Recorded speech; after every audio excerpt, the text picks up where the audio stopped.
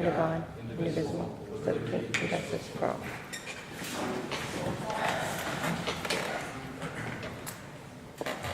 Mr. Dinesh? Mrs. Boyle? Yes. Mr. Giannakis? Yes. Mr. Hubman? Mr. Sessler? Here. Mr. Sorrentino? Here. Mr. Stevenson? Here. Mr. Farnell? Mrs. Miller? In accordance with the terms of the Sunshine Law, adequate notice of this meeting was posted in all school buildings, the Administration Building, Borough Clerk's Office, Police Headquarters, Public Library, 4 newspapers, and WCTC on January 3rd, 2013. Please be advised that there is no smoking on school grounds inside or out. We will now proceed with the superintendent's report and I'm not sure which one yet, so. We do have, thank you, Mrs. Miller. We do have a few presentations that we would like to go through. For one, by statute, we have already done the board training for the teacher evaluation tool, and I'd like to do the board training for the principal assistant principal evaluation tool. So, without further ado, I'm going to move around. Is that going to be a problem? You're going to be able to pick up my voice if I'm not mic'd? Okay.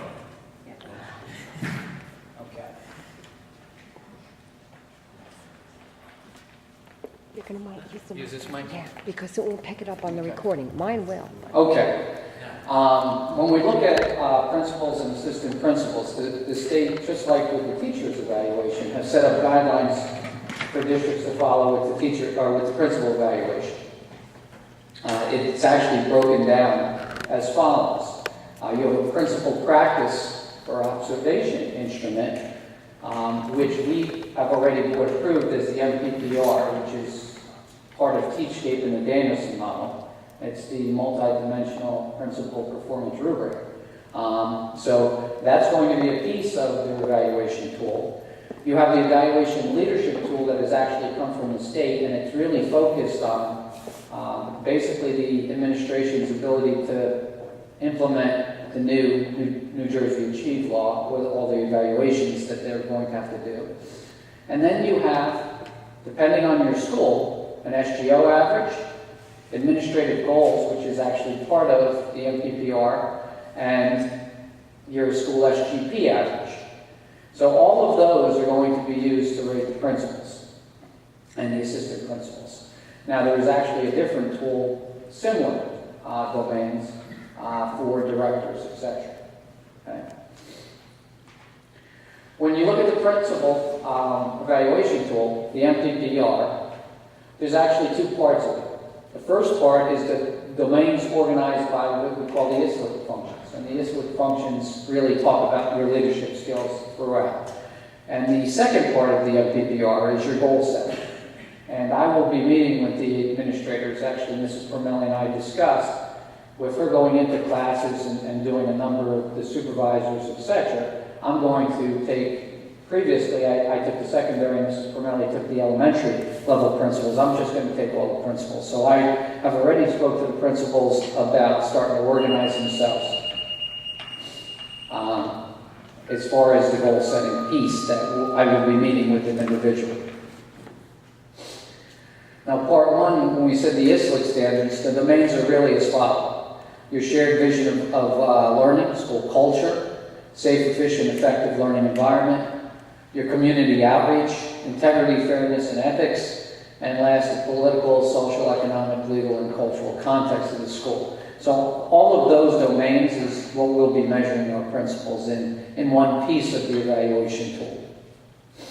And then when you look at the goal setting piece, they've asked us to look at the goal setting in stages. Basically uncovering the goals, or basically what that means is having a discussion with me on where you believe your school should be and what you should be looking at. Then strategically planning with the superintendent about how we're going to accomplish those things and what we want to accomplish at the end of the day.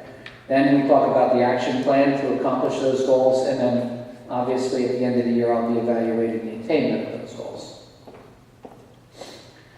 Now the principal practice requires, by law, tenured principals I have to have 2 observations. And for non-tenured principals, I have to actually have 3 observations. The observations could be completed in a number of ways. I mean, the observations and on the bottom, we talked about looking through the lens of the principal practice. I could do it through school walkthroughs, I could do it through case studies, I could observe a staff meeting and see how they do that, I could observe a parent conference, teacher conference, etc. And there's a litany of things that I can do to do the observation piece. The evaluation has two domains built into it, basically preparing teachers for success and building collaboration.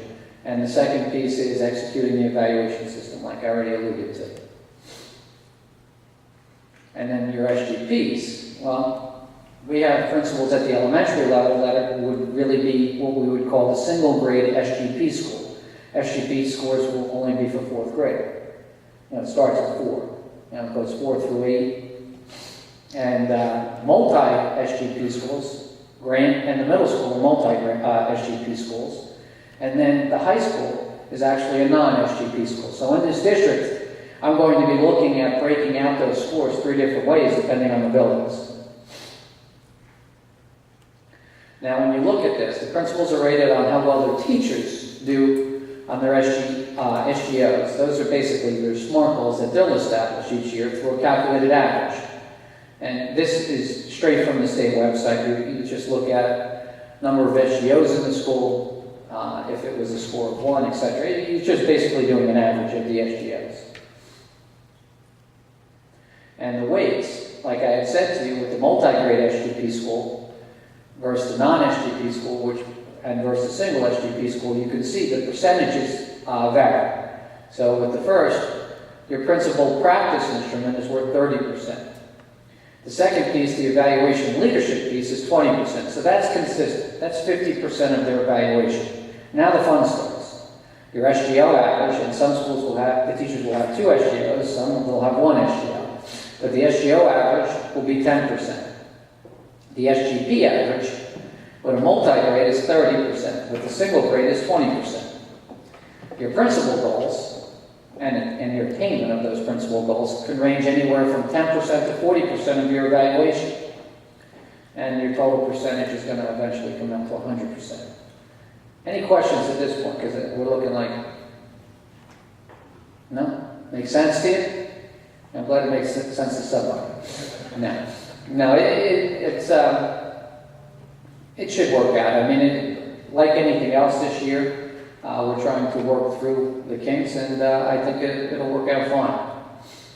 And then your principal summative rating, that's how you would get that. And you're going to take those weighted averages times whatever the weight of it is, and you're going to end up with a score that's based from 1 to 4. And we haven't seen the rubric yet, but the rubric will be coming from the New Jersey Department of Ed, in which it will tell us where that principal, after you do all those weighted scores, falls, whether they're ineffective, partially effective, effective, or highly effective. So that, in a nutshell, is the New Jersey Achieve administrative component, as opposed to we've been looking at the teacher component. Any questions? Thank you very much, guys. Thank you, Dr. Jensen.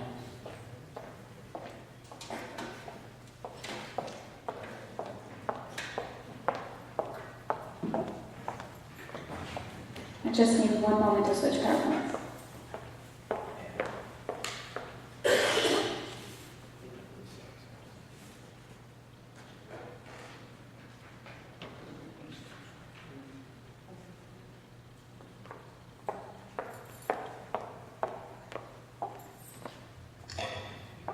Good evening. Tonight I'm going to present the school testing report. This is the annual testing report based on the state assessment data for the spring of 2013. You have the PowerPoint in front of you, and then in your board packets this weekend you received the full testing report with full analysis for every grade level, every demographic group, and cohort group.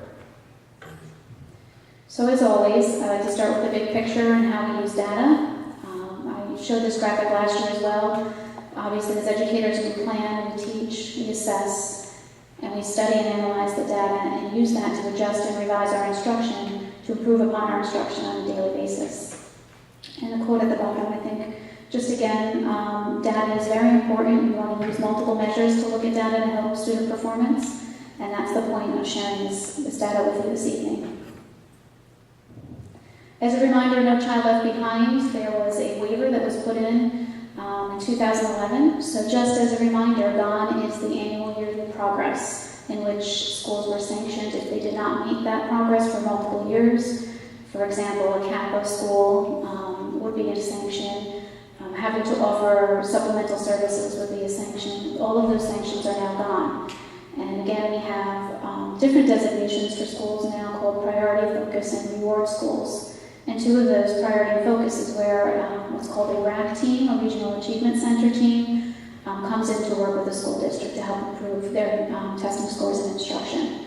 And then additionally, student growth measures have changed now. We are moving to the student growth measures. Last year, the district received progress targets for all of their schools in each demographic area, and our goal is to meet those progress targets over a 6-year period of time for each year.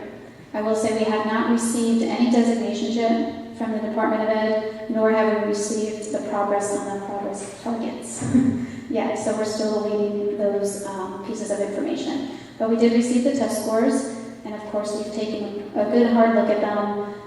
We have deciphered them along with Mr. Rafalowski, who assisted me with some of the data analysis. We've shared it with principals, and we've posted it for our staff to see as well. Just a reminder, obviously we're going to look at a lot of numbers, and it's easy to look at numbers holistically, but remember, there's a child behind each of our numbers, and that's what we're here for, each child. As a reminder as well, the New Jersey Assessment of Skills and Knowledge, the NJASC, is for grades 3 through 8. We have the high school proficiency test, and then in those assessments we have ways of looking and grouping students according to a passing percentage. We have advanced proficient, proficient, and partially proficient. And the way that we decipher through the state model if somebody is proficient is the combination of proficient and advanced proficient. And that's the comparison that we use to look at state numbers. Where do we fall within the state as well? The state does not provide us cohort data. And I know this board has heard me before, if you're going to truly do a growth model and look at how students are achieving, you need to be looking at the same groups of students. When we look from year to year at a certain grade level, that's comparing two different groups of students. So I did prepare cohort data for you. It is in your report, and we'll take a look at it this evening. And just as a reminder, as we look at this data tonight, the test changed in spring 2013. The NJASC grades 3 through 8 was different. It was now aligned to the Common Core standards. So it was definitely more rigorous. It was asking students to do a little bit more text rendering and writing, and asking them to think at higher levels of problem solving and conceptual thinking for math. So keep that in mind as we look through the data. So tonight, in order to do a summary of the data, I provided grade level data, our grade level data in comparison to where the state fell, and then the cohort data. Any other detailed data is in your report for you to look at. So we'll start with the HESPA. Can you see that okay? It is in front of you too if you can't see it. So the HESPA was given in the spring to the 11th graders, and we had the total passing rate of 96.5, whereas the state was at 91.6. So we're slightly above. The same holds true for math. We're slightly above, at about 5% above the passing rate of the state. So a good sign to be above, but of course we always want to look at getting better than that. This is just a comparison. Again, this is not cohort data because this is a different group of kids. From year to year, we're testing 11th graders. So you can just see steady where we are with our HESPA scores. So pretty much staying about at the same rate. A little bit of a dip, but not significant over time. Looking at grade 8, you'll see English language arts at the top. Again, we are at slightly above the state level at 85.7. And then we're slightly below it, just 1% below in math at grade 8. In grade 7, we're again slightly below in language arts and slightly above in math. Okay? Keep in mind again, the test was much harder and much different. And this is why we have begun to prepare, aligning everything to the Common Core standards. For grade 6, you'll see that we're slightly, forgot to turn this on. Grade 6, we're slightly below again, just a 0.7 percentage points off, and then above by 6 percentage points in math. For grade 5, again slightly above, for both English language arts and math. Sounds good. In grade 4, again we are above in both ELA and in math of the state averages. And that would also be true in grade 3. Okay. I just want to point out on some of the slides, if you have more time to look more deeply at the data, that again, we want to be looking at increasing our rates. We're just above, okay, or slightly below the advanced proficient. So that is continued goal for us as well. That's overall district data in comparison to the state. So in most cases, again, we're above the state average. In some cases, we're just slightly below. Again, those are comparisons among the state average and our district scores. Do you have a question? Yeah, I got a general question, not to sort of look at this in negative light, Mrs. Corelli, but compared to the state, it looks like we're good in every category, yes? Actually, we're slightly below in just 2 of our grade levels. But for the most part, we're ahead of the state. Correct. If you take out the avid districts, okay, because I don't know if I want to really compare South Plainfield to Central Camden or something along those lines. If you can factor out those avid districts, do you have that kind of data that says how do we compare the state without that? Actually, we used to compare it to DFGs, if you remember district factor groups, and the state has told us that's no longer an efficient way because it's outdated data, to be outdated designations. They haven't re-looked at that information for a long period of time. They have given us 30 comparison schools to look at, and we have begun that process, but we certainly haven't finished looking at 30 other districts' data. You can see the extensive work it takes just for us to look through our data and sort it. So we will begin to look at comparison schools that are very similar to us, and be able to see where we fall within that. I think that would be much better of a comparison than comparative to the statewide averages, which, I can't get all too excited about being compared to Camden and we're better, Agreed. However, I will say we also have some very blue ribbon schools in that mix as well, and we have some high achieving schools into that pot, if you would call it a pot, of schools that we look at to create that state average. Big cities have the concentration of people also, I don't know if it's based on per school or per person in the school, you know what I mean, like per person or a district, a district could be one, but Yes, you can make 5,000 versus 100, and it's a much bigger difference, so make these numbers do a lot of things. Agreed. You can look at numbers many different ways. Absolutely. But what we want to do is certainly look at our individual data, and I think when you see the cohort data again, the cohort data is what I think also gives us a message about where our instruction is strong and where our instruction needs to be improved. So what you see here is the 5th grade cohort data. They were 5th graders taking the assessment. They are currently 6th graders. So you'll see here, the column you want to look at, the easiest column to look at right now is the total passing all the way to the right. You see the green bar at 65% total passing in ELA, a slight drop from 67. Okay. Again, looking at our bars just visually, we see that advanced proficient is an area that we certainly want to also focus on.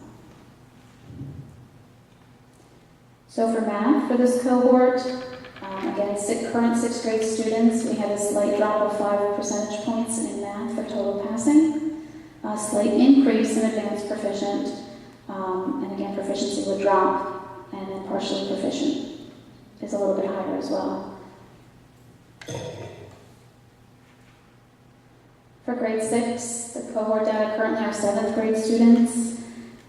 Again, you see a slight drop in the total passing for ELA, and a drop in advanced proficient as well. Now when your numbers, you're going from 67 to 63, statistically that could be a few students, but still obviously we don't want to ever be going down. But again, I will say, across the state scores dropped because of the alignment to the new assessment. For grade 6 math, 89 to 85%. Again, a slight drop there in that cohort. A significant drop here from 73 to 64% for ELA. And then in math, this cohort, these current grade 8 students, obviously is a concern for us, and working with Mr. Hydak and the assistant principal in that building as well, and the supervisors, we are creating an action plan on how to address this area. Clearly there was a concern there for us when we looked at that data with that cohort of students. I will say again, although it dropped, we are above the state average in that area, and we will continue to focus on it. But we are above the state average, but of course, we want to be better than what that is, by all means. Yes, Ms. Boyle? I just have a question. When you offer additional help to the students that are struggling, can you use that in your stats that you made available additional help for them? Like, can you use that into your report to show that the district is really trying to help the students that are having a hard time? Within the report that I do for us here? No, for the state. No, this is pure numbers. The state takes the NJ Ask numbers and that's it. They don't take the services or any of that into account. They look just strictly at the numbers. Okay, they should, when you go above and beyond. Agreed. And again, I'm not belittling. We certainly want to address all of these areas, and we are working hard. And you'll see at the end of my report some of the things that we are doing and putting into place. But the test changed. The target moved and changed, and we are not given the opportunity to see that test and what it looks like. And it's the first time that the Common Core was aligned to that assessment. I'm hopeful, and I believe through all of the interventions we'll put into place that we'll see an increase in those scores. Again, across the state, they dropped. The state is going to institute pilot programs for schools, and I don't know how to get involved in that they're going to allow the students to take the park and still go back and take the New Jersey Ask. When I was in Trenton 3 weeks ago, that's what we talked about. So I don't know if you can step up to ask to be a part of that pilot program. Yes, we did. Okay. We did apply to be part of the pilot program. We'd like to see that assessment as soon as we can, so we know what we're dealing with. Additionally, they are sending some sample assessments this spring for schools to look at as well. So yes. So once that institutes, the Park Assessments Institute, again, that's a different type of assessment that will be much different than what our students are used to. So we're trying to prepare now for that. If the scoring went down and we believe that it has something to do with the testing changing to Common Core, and now they're changing it again to this new park, are we expecting to see the test scores go down again because it's another new test, or is the park similar to the new New Jersey Act? Great question. The park will look much different than the NJ Ask. The NJ Ask is aligned to the standards. But the park is an online assessment in which there's much more capability for students. For example, here's an example of a literacy piece. They'll give you multiple texts to read. The child will have multiple texts, and then they'll have to do like a comparison. They'll answer comprehension questions and comparing the two, and then have to do a written response comparing the two texts. Nothing like that currently exists on the NJ Ask. Currently, what they do on the NJ Ask is they read something and they multiple choice questions and then respond in writing. So there is a significant difference. It's going to change testing, and actually the commissioner said he anticipates all scores looking much different than the first initial administration of that. But that again is why we're all starting now to prepare and look at sample questions, align all our resources. Since we're talking about this now, and we'll be able to see it on the slides in a moment, but certainly remember last year we did not have in the elementary programs and some of our other programs, our resources were not aligned to the Common Core standards. So our practices weren't necessarily completely aligned. This year, teachers have been trained in the Common Core, they have Common Core line assessments, our targets, we know what our targets are, the end results are, so it's much more targeted and focused, and everything is more in alignment. So I think we'll be in a much better place. Yes, Mr. Hudman. In your opinion, is partially proficient good? I know it says passing up there. Is partially proficient, in your opinion, is that good? I thought partially isn't. Oh. I'm sorry. That's okay. Proficient and advanced proficient makes up what we consider passing, or what the state considers passing. So partially proficient means that they fell below the grade level expectation on the assessment. Is that like failing? Not necessarily. It just means they may have some gaps in some of their learnings and some of their skills. So what we do, to the best we can get the information. Currently, I'm actually looking forward to PART because we're supposed to have more of an item analysis to know exactly where the students' strengths and challenges are. The way that we get NJASC, we don't get individualized data back for each student. We get a score. So we don't necessarily know what their strengths are or what their challenge areas are. So it makes it harder to target that. With PART, we're supposed to have more specific data. So that's part of the issue as well. So it doesn't mean that they're weak in every area. They could just have, a deficit in one area and we want to target that area. So I'm hopeful that with PART, we'll be able to do that much easier. Okay, so here's something to celebrate. 63% last year for this cohort in math, an ELA rather, has then grown to 86% this past spring. So that's a significant 23% jump in their scores. So that is certainly something to celebrate. Okay, in math, a slight increase for this cohort are current math graders. Just looking at some other data, SAT average scores increased by 8%. And exciting, this year we offered 86 more AP exams than we had the previous year, with 48%